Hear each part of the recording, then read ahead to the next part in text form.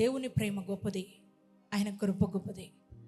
ఆయన ఎల్ల వేళలా మనల్ని ప్రేమిస్తూనే ఉన్న దేవుడు. ఆయన నిత్యము నిన్ను ప్రేమిస్తున్న దేవుడు. ఆయన ప్రేమ శాశ్వతమైంది. కొన్ని రోజులుండి కొన్ని రోజులు వెళ్ళిపోయేది కాదు. మనుషులు ప్రేమ వంటిది కాదు. మనుషుల ప్రేమ ఆయా పరిస్థితులను బట్టి, ఆయా స్థితిగతులను బట్టి మారిపోతూ ఉంటుంది. కానీ దేవుని ప్రేమ శాశ్వతమైనది. ఆయన ఎప్పుడూ ప్రేమిస్తూనే ఉన్నాడు. నీ తల్లి గర్భంలోంచి నువ్వు బయటకు వచ్చిన దగ్గర నుంచి కూడా ఏ రోజు కూడా నేను మర్చిపోలేదు, నేను విడిచిపెట్టలేదు. ఆయన ఒకవేళ నిన్నే మర్చిపోయి ఉంటే నీ జీవితం ఎప్పుడూ ముగిసిపోయేది. దేవుని బిడ్డలారా, ఆయన నిరంతరము మనల్ని ప్రేమిస్తున్న దేవుడు. జీవితంలో ఎన్నో పోరాటాలు, 2025 అంతా ఎన్నో పోరాటాలు, 2025 అంతా కూడా ఎన్నో అవమానాలు, ఎన్నో నిందలు, ఎన్నో అవహేళనలు, అనారోగ్య పరిస్థితులు, చాలిని జీతాలు, కష్టపడిన ధనం అంతా కూడా నీళ్ల పాలైపోయినట్లు అయిపోయిన పరిస్థితులు. గెలుస్తాను ఇక ఈ సమస్యల్లో అనుకున్నప్పుడు ఓడిపోయిన పరిస్థితుల్లో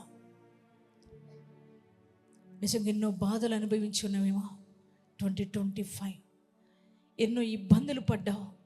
2025 ఎంతో కన్నీరు గార్చావు. 2025 అంతా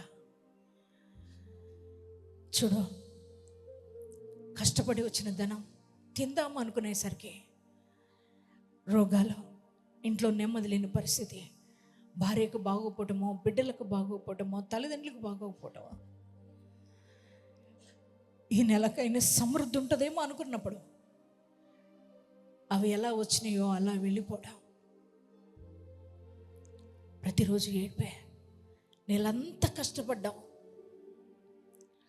ఆ కష్టార్జితం అనుభవించుదాం అనుకునేసరికల్లా ఏదో ఒక సమస్య, ఏదో ఒక అప్పు కట్టాలి. ఎన్ని రోజులు ఏడ్చావు కదా, ప్రతిరోజు ఎంతగానో దుఃఖించావు కదా. హాస్పిటల్కి ప్రతి నెల హాస్పిటల్ చుట్టూ తిరిగి వేసరిపోయి ఉన్నామేమో కదా. నా జీవితం అంతా పోరాటమే, నా బ్రతుకంతా పోరాటమే. సుఖం లేదు, శాంతి లేదు. ఇవైనా కన్నీళ్ళు, దుఃఖం నా జీవితంలోని భయంకరంగా ఏడుస్తూ వచ్చేవేమో. ప్రియ సహోదరి, సహోదరుడా, ఈరోజు ప్రభు నీతో మాట్లాడుతున్నాడు. నువ్వు కన్నీళ్ళు ఏ మనుషుడు చూడలేకపోవచ్చేమో, కానీ నీ దుఃఖ పరిస్థితులు ఏ మనుషుడు పట్టించుకోలేకపోవచ్చు, కానీ నీ దేవుడు నీ కన్నీళ్ళంతా చూస్తున్న దేవుడు. నువ్వు అనుకుంటున్నావు 2024 లాగే 2025 కూడా అయిపోయింది. 2025లోనన్నా మేలు జరుగుద్దేమో, నా స్థితి మారుద్దేమో, నా పరిస్థితులు మారతాయేమో అనుకున్నా.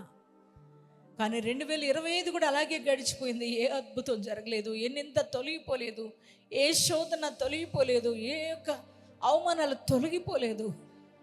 నా జీవితం ఇంతే, నా బ్రతికింతే. ఈ సంవత్సరం అన్నా, ఈ 2026లో అన్నా ఏదైనా జరిగిద్దా? ఇది కూడా అలాగే ఉంటుందేమో, ఈ సంవత్సరం కూడా అలాగే ఉంటుందేమో. ఇదే రోగమేమో, ఇదే సమస్యేమో, ఇదే బాధేమో, ఇదే కన్నీళ్ళేమో, ఇదే నిందలేమో, ఇదే వేదలేమో అని బాధపడుతున్నవేమో, కృంగిపోయినవేమో. ప్రియ సహోదరి, సహోదరుడా, దేవుడు ఎప్పుడు కూడా అలాగే ఉంచడు నీ పరిస్థితిని. అదే పోరాటంలో నిన్ను ఉంచడు, అదే అవమానంలో నిన్ను ఉంచడు, అదే కష్టాల్లో నిన్ను ఉంచడు, అదే కన్నీటి పరిస్థితులు నిన్ను ఉంచడు. నాన్న, నీ స్థితిగతులు మార్చాలని, నీ నిందలు కొట్టివేయాలని, నీ అవమానాలు తొలగించాలని నా దేవుడు ఆశిస్తున్న దేవుడై ఉన్నాడు. బ్రతుకులో ఒక నూతనత్వాన్ని ఇస్తాడు ఆయన, జీవితంలో ఒక నూతనత్వాన్ని ఇస్తాడు ఆయన. నూతన ఆరంభాన్ని ఇవ్వగలిగిన శక్తిమంతుడు ఎవరనంటే మనం ఆరాధిస్తున్న యేసు మాత్రమే.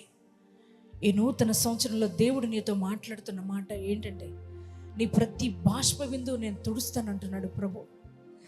ఎన్ని సంవత్సరాలుగా నువ్వు కన్నీళ్లు గారుస్తున్నావు, నీకున్న రోగాన్ని బట్టి, నీకున్న సమస్యను బట్టి, నీకున్న వేదనను బట్టి, నీకున్న అనారోగ్యాన్ని బట్టి, నీకున్న పోరాటాలను బట్టి నువ్వు ఎంత ఏడుస్తూ ఉన్నావో నువ్వు అనుకున్నావు, నేను కార్చిన కన్నీరు నా దేవుడు చూశాడా? చూస్తున్న పరిస్థితులు ఎందుకు మారో, నా స్థితిగతులు ఎందుకు మారో? మనుషుల్లాగానే ఆయన కూడా పట్టించుకోవట్లేదు. మనుషుల్లాగానే ఆయన కూడా నన్ను వదిలేసాడేమో, అందుకే నా జీవితం ఇలాగే ఉంటుంది. నా తల రాతే ఎలా రాశాడేమో నా దేవుడని నువ్వు సర్దు పెట్టుకుంటున్నావు. కానీ నీ తల రాత ఎప్పుడు అలా రాయడు. నువ్వు కష్టాల్లో ఉంటే, నువ్వు అవమానాలతో ఉంటే, నువ్వు నిందలతో ఉంటే, రోజు ఏడుస్తూ ఉంటే ఆయన ఎలా సంతోషంగా ఉండగలడు? కన్న బిడ్డలో బాధల్లో ఉంటే, కన్న తల్లిదండ్రులు కడుపు నిండా భోజనం చేస్తారా? కంటి నిండా నిద్రపోతారా? ఈ లోక తల్లిదండ్రులే బిడ్డల్లో కష్టాల్లో ఉన్నారంటే వాళ్ళే నిద్రపోరు కదా, వాళ్ళే ఏడుస్తూ ఉంటారు కదా. అటువంటిది నీ దేవుడు ఎలా మౌనంగా ఉంటాడు? నువ్వు బాధల్లో ఉంటే నీ దేవుడు ఎందుకు సంతోషిస్తాడు? నువ్వు దుఃఖంతో ఉంటే నీ దేవుడు ఎందుకు ఆనందిస్తాడు? ప్రియ సహోదరి, సహోదరుడా, నువ్వు ఏడుస్తుంటే ఆయన కూడా బాధపడతాడా? నువ్వు ఏడుస్తుంటే ఆయన కూడా దుఃఖపడతాడా? ఆయన అంటున్నాడు, నీ కన్నీళ్ళన్నీ కూడా ఆయన బుడ్డిలో దాచి ఉంచాడు. ఆ కన్నీళ్లకు ఈ సంవత్సరం జవాబు రాబోతుంది. ఈ 2026 నీదే. నీ దుఃఖము నాట్యంగా మార్చబడే సంవత్సరం ఇది. నీ అంగలార్పు నాట్యంగా మార్చబడుతున్న సమయం ఇది. ఈ నూతన సంవత్సరం, ఈ 2026 2025 లాగా జరగదు. 2026 నీ జీవితంలో ఒక నూతన ఆరంభాన్ని ఇస్తుంది. ఒక వినూత్నమైన రీతిలో దేవుడిని నడిపించబోతున్నాడు. నీ దుఃఖానికి ప్రతిగా ఆయన నీకు సంతోష వస్త్రాన్ని ఇవ్వబోతున్నాడు. నీ నిందకు ప్రతిగా ఆయన పూదండని ఇవ్వబోతున్నాడు. ఈ అంగలార్పు నాట్యంగా మార్చబడిపోతుంది. ఖచ్చితంగా నువ్వు అనుకుంటున్నావు, ఎన్నాళ్ళు ఈ పోరాటం అనుకుంటున్నావు కదా. దావీదు జీవితంలో కూడా ఎన్నో పోరాటాలు చూశాడండి, ఎన్నో ఆవేదనకరమైన పరిస్థితులు చూశాడండి. నిత్యము పోరాటమే, పోరాటమే, పోరాటమే. ఒకవైపు శత్రువులు దాడి, ఒకవైపు సొంత మామగారే దాడి, ఒకవైపు కన్న కుమారుడే దాడి చేస్తూ ఎటు చూసిన శత్రువుల మధ్య నలిగిపోయాడు. రోజు ఏడుస్తూ ఉండేవాడు. దేవుని బిడ్డలారా, ఒకవైపు తృణీకరమైన జీవితం, కుటుంబంలోనే తృణీకరించిన పరిస్థితి, కుటుంబంలోనే అవమానం పాలు చేసిన పరిస్థితి, అందరూ నెట్టివేసిన పరిస్థితి. రోజు అరణ్యంలో ఏడుస్తూ దుఃఖిస్తూ ఎంతగానో వేదన పడి తన బాధని ఎవరితో షేర్ చేసుకోవాలో అర్థం కాక దేవుని బిడ్డలారా రోజు ఏడుస్తూ ఉండేవాడంట. అదే దావీదు అంటున్నాడు, అయ్యా నా కన్నీళ్ళు నీ బుడ్డిలో నువ్వు దాచి ఉంచావు. నా కన్నీళ్ళు ఎక్కడికి పోలేదు, నా కన్నీళ్ళు వృధా అవ్వలేదు. నేను మనుషుల దగ్గర కార్చలేదయ్యా కన్నీళ్ళు, ఎవరో రాజుల దగ్గర కార్చలేదు కన్నీళ్ళు. ఏదో ఒక రోజు నాకు కృపను చూపుతావని, ఏదో ఒక రోజు నన్ను నా పరిస్థితిని అర్థం చేసుకుంటావని, ఏదో ఒక సంవత్సరం నా జీవితంలో ఒక నూతన ఆరంభాన్ని నాకు ఇస్తావని, ఈ దుఃఖం అంతా సంతోషంగా మారుస్తావని నేను ఎదురు చూస్తున్నాను ప్రభువా అని దావీదు రోజు ప్రతిరోజు దేవుని పాదాలు పట్టుకొని ఏడుస్తూ ఉండేవాడు. ప్రియ దేవుని బిడ్డ, అదే దావీదు ఒకరోజు తన జీవితంలో ఆనందం వచ్చినప్పుడు బంధువులందరినీ పిలిచి, స్నేహితులందరినీ పిలిచి, అందరి మధ్యలో కీర్తనల గ్రంథం 30వ అధ్యాయంలో ఆయన అంటున్నాడు, నా దేవుడు నా అంగలార్పును నాట్యంగా మార్చి ఉన్నాడు. గట్టిగా చప్పలు కూడా దేవుని స్తోత్రం చెప్తాడు. రోజు ఏడవడమే చూసిన దావీదు, రోజు కన్నీళ్ళే ఎదుర్కొన్న దావీదు ఆ రోజు సంతోషంతో చెబుతున్నాడు గొప్ప సాక్ష్యం, నా స్థితిని దేవుడు మార్చాడు. ఇదిగో ఒకప్పుడు గొర్రెల దొడ్డిలో ఉన్నాను నేను, ఈరోజు రాజకోట్లో ఉన్నాను. ఈ భోగభాగ్యాలను అనుభవిస్తున్నానంటే ఇది నా దేవుడు చేసిన గొప్ప కార్యం. ఇది ఎవరి మధ్య అవమానపరచబడ్డానో, ఎవరి మధ్య తృణీకరణలు ఎదుర్కొన్నానో, ఎవరు నన్ను త్రోసివేశారో, ఇదిగో వారి మధ్య దేవుడు నన్ను ఘనంగా లేపాడు అని రాజకోటలో ఉండి, ఆ భవనంలో ఉండి దావీదు చెబుతున్నాడు. అదే వాక్యం ద్వారా మనతో కూడా మాట్లాడుతున్నాడు. ఆయన అంటున్నాడు, సాయంకాలం ఏడుపు వచ్చి రాత్రి ఉండినా ఖచ్చితంగా ఉదయకాలం అనేది వస్తుంది. ఆ ఉదయకాలం నీ జీవితంలో ఒక సంతోషాన్ని ఇస్తుంది. దావీదు చెబుతున్నాడు, ప్రియ బిడ్డ, నీ జీవితంలో కూడా నిద్రలేని రాత్రులు ఎన్నో, ప్రతిరోజు ఏడుస్తున్న దినాలు ఎన్నో, సంవత్సరాలు తరబడి పోరాటాన్ని ఎదుర్కొన్నావు. మారు మనసు లేని భర్త, త్రాగుడు కడెట్ అయిపోయిన భర్త, లోక సంబంధి అయిన భర్త నిన్ను పట్టించుకొని పరిస్థితి, రోజు కన్నీళ్ళే, రోజు ఏడ్పే, రోజు దుఃఖమే. దేవుని బిడ్డ, మాట వినని కుమారులు, మాట వినని బిడ్డలు, వివాహమైన పిల్లలు లేని పరిస్థితి, అందరూ అనేక రకాల అవమానకరమైన మాటలు అంటుంటే ఏం చేయాలో అర్థం కాని రోజులు ఎన్నో. ప్రతిరోజు నువ్వు కూడా దావీదు వల్ల ఏడ్చావు కదా. ఒకవేళ ఈ పరిస్థితిని బట్టి అందరూ తృణీకరిస్తుంటే నీ జీవితాన్ని చూసి అవమానాలు ఎదుర్కొంటూ ఏడుస్తూ వచ్చావు కదా. ఈరోజు నేను ప్రభు నీతో మాట్లాడుతున్నాడు.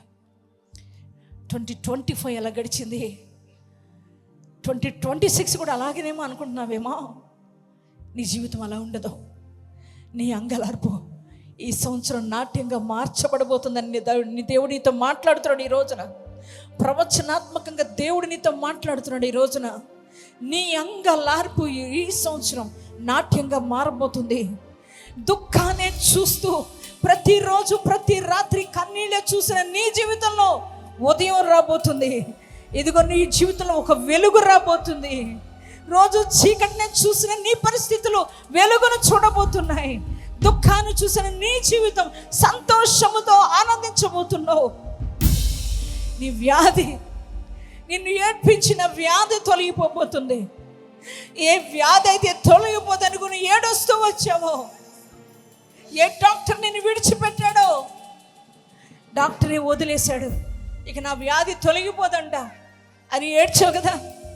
కానీ ఈరోజు నీ దేవుడు నీతో చెప్తున్నాడు, ఏ వ్యాధి తొలగిపోదనుకున్నావో, ఏ వ్యాధి నేను దుఃఖపరుస్తూ వచ్చిందో, ఆ వ్యాధి ఈరోజు నేను నిర్మూలన చేస్తున్నానని ప్రభు అంటున్నాడు. ఏ యొక్క బిడ్డలు లేక నువ్వు ఏడుస్తూ వచ్చావో, ఆ గర్భాన్ని ఈరోజు నేను తాకుతున్నాను అంటున్నాడు ప్రభు. ఏ ఉద్యోగం లేక నువ్వు బాధపడుతూ దుఃఖపడుతూ వచ్చావో, అవమానపరచబడుతూ వచ్చావో, అదే ఉద్యోగంలో నేను కూర్చుండబెట్టబోతున్నాను అంటున్నాడు దేవుడు. ఈ రోజున ఏ గృహం లేక, ఏ సొంత గృహం లేక ఎంతమంది బంధువుల మధ్య అవమానపరచబడ్డావో, వారు ఎదుటే మంచి గృహంలో నేను ఉంచబోతున్నానని ప్రభు నీతో మాట్లాడుతున్నాడు. ప్రియ దేవుని బిడ్డ, ఎవరి మధ్య ఈ రోజున నీ పిల్లలకు నువ్వు పెళ్లి చేయలేవులే, నీ వల్ల కాదు, నీ బిడ్డలు అలాగే ఉండిపోతారని అనుకుంటూ బాధపడుతూ వచ్చావు, వారు ఎదుటే నీ బిడ్డలకు మంచి మంచి సంబంధాలు ఇచ్చి గొప్ప ఉన్నతమైన స్థాయిలో నీ బిడ్డలను ఉంచబోతున్నాడు. ఈ రోజున దేవుడు ఈరోజు నీతో మాట్లాడుతున్నాడు. నాన్న, నీ స్థితిని మారబోతుంది, నీ పరిస్థితులు మారబోతున్నాయి. నా బ్రతుకు మారదేమో, నా జీవితం ఇక మారదేమో, ఈ మారా బ్రతుకులోనే నేను నాశనం అయిపోతానేమో అని బాధపడుతున్న నీ జీవితాన్ని దేవుడు ఈరోజు నీతో మాట్లాడుతున్నాడు. మధురంగా మార్చబోతున్నాడు నీ బ్రతుకును, నీ స్థితిగతులు మార్చబోతున్నాడు. నేను ఆత్మికంగా పడిపోయాను, ఇదిగో ఆమె పని అయిపోయింది, ఇక లేవలేదు, ఆత్మికంగా దిగజారిపోయారు, అందరూ నన్ను అవమానపరుస్తున్నారు అని ఏడుస్తూ వచ్చేవేమో. నీ దేవుడు ఈ సంవత్సరం ఆధ్యాత్మికంగా పడిపోయిన నిన్ను తిరిగి లేవనెత్తబోతున్నాడు, తిరిగి కట్టబోతున్నాడు. ఎక్కడైతే నీ కుటుంబం చెదిరిపోయిందో, ఎంతమంది బిడ్డలను అవమానపరుస్తున్నారో, దేవుని బిడ్డలారా, అక్కడ నీ కుటుంబాన్ని కట్టబోతున్నాడు. అలాగే నీ భర్త మారు మనసు లేని భర్తకు దేవుడు మారు మనసు ఇవ్వబోతున్నాడు. త్రాగుబోతు భర్తలకు విడుదల ఇవ్వబోతున్నాను అన్నాడు దేవుడు. ఏ భర్తను బట్టి వేదన అనుభవించావో, ఏ బిడ్డలను బట్టి కన్నీరు కరుస్తూ వచ్చావో, వారికి నేను రక్షణ ఇవ్వబోతున్నాను. ప్రభు నీతో మాట్లాడుతున్నాడు. ఈ సంవత్సరం నీ జీవితాన్ని సంతోషంగా మార్చబోతున్నాడు. లైవ్ చూస్తున్న దేవుని బిడ్డ, 2025 వరకు కన్నీళ్ళే కాదు నీ జీవితంలో, 2025 వరకు దుఃఖమే కాదు నీ జీవితంలో. ఒక్కరోజు కూడా ఆనందం చూడలేదు అనుకుంటున్నావు కదా, 2026 కూడా అలాగే ఉంటుందని అనుకుంటున్నావా? లేదు లేదు నాన్న, ఈ 2026 నీ కొరకే, నీ జీవితంలో నూతన ఆరంభాన్ని దేవుడిస్తున్నాడు. నీ దుఃఖ పరిస్థితులన్నీ తొలగిపోతున్నాయి. నీ జీవితంలో సంతోషాన్ని ఇవ్వబోతున్నాడు. నీ దుఃఖ దినాలు సమాప్తం కాబోతున్నాయి. ఈ 2026లో సంతోషకరమైన జీవితాన్ని నా ప్రభువునికి ఇస్తున్నాడు. నువ్వు భయపడవద్దు. భర్తను కోల్పోయామేమో, ఒంటరి బ్రతుకుతూ వచ్చామేమో, బిడ్డలను ఎలా పోషించుకోవాలో అర్థం కాక, ఎలా చదివించుకోవాలో అర్థం కాక ఒంటరిగా పోరాడావు, అలిసిపోయావు కదా, దుఃఖపడుతూ వచ్చావు. నా బిడ్డల భవిష్యత్తు ఏంటి అని అనుకుంటున్నావేమో. ఈ 2026లో దేవుడు నీకు యజమానుడుగా నడవబోతున్నాడు. నీ కుటుంబానికి యజమానుడుగా నడవబోతున్నాడు. నీ బిడ్డలను ఆయన పోషించడానికి ఆయన సిద్ధపడుతున్నాడు. ప్రియ సహోదరి, సహోదరుడా, నువ్వు బాధపడవలసిన అవసరం లేదు, కృంగిపోవలసిన అవసరం లేదు. మన దేవుడు శక్తిమంతుడు. మన అంగలార్పును నాట్యంగా మార్చే గొప్ప దేవుడు మనకున్నాడు. నువ్వు కృంగిపోవద్దు. మా జీవితంలో కూడా ఎన్నో కన్నీటి పరిస్థితులు మేము చూసాం. ఎన్ని రోజులు దుఃఖాన్ని అనుభవించాం. అవమానాలను బట్టి, అవహేళనను బట్టి, తృణీకరణలను బట్టి, ఆర్థిక పరిస్థితులను బట్టి, లేమి పరిస్థితులను బట్టి ఏడ్చిన దినాలు ఎన్నో ఉన్నాయి. అవమానాలను ఎదుర్కోలేక ఏడ్చిన దినాలు, కృంగిన దినాలు ఎన్నో ఉన్నాయి. దేవుని బిడ్డలారా, ఆ ఒంటరితనంలో, ఎవరు పలకరించని పరిస్థితుల్లో, ఆదరించని పరిస్థితుల్లో ఎన్నో రోజులు ఏడ్చిన దినాలు, నిద్రలేని రాత్రులు గడిపిన దినాలు ఉన్నాయి. దేవుని బిడ్డ, అటువంటి సమయంలో ఎవరు మా దగ్గరికి రాలేదు, కానీ మా దుఃఖాన్ని ఎవరు సంతోషంగా మార్చలేదు. కానీ యేసయ్య మాత్రమే మా దగ్గరకు వచ్చాడు. మా కన్నీటి పరిస్థితులు మంగళార్పును నాట్యంగా మార్చాడు ఆయన. మా జీవితంలో సంతోషాన్ని ఇచ్చాడు, మా జీవితంలో ఆనందాన్ని ఇచ్చాడు, మా పరిస్థితులన్నీ మార్చాడు. ఎక్కడ అవమానపరచబడ్డామో అక్కడ దేవుడు ఘనంగా లేవనెత్తాడు. ఎక్కడ తృణీకరించబడ్డామో అక్కడ దేవుడు లేపాడు. దేవుని బిడ్డలారా, అదే ఎక్కడైతే లేమని మేము అనుభవిస్తూ వచ్చామో అక్కడ ఉన్నతంగా దేవుడు మమ్మల్ని లేవనెత్తాడు. అదే దేవుడు ఇప్పుడు కూడా బ్రతికే ఉన్నాడు. నా దేవుడు చనిపోయి సమాధిలో ఉన్న దేవుడు కానే కాదు. దావీదు జీవిత స్థితిగతులు మార్చిన దేవుడు.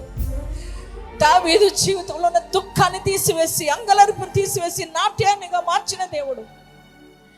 అలాగే మా జీవితంలో దుఃఖాన్ని తీసివేసి సంతోషాన్ని మాకు అనుగ్రహించిన దేవుడు ఇంకా బ్రతికి ఉన్నాడు ఆయన. ఈరోజు నీ జీవితంలో ఉన్న దుఃఖాన్ని కూడా తీసివేస్తానని నీతో మాట్లాడుతున్నాడు. నీ జీవితంలో కూడా సంతోషాన్ని ఇస్తానని ప్రభు మాట్లాడుతున్నాడు.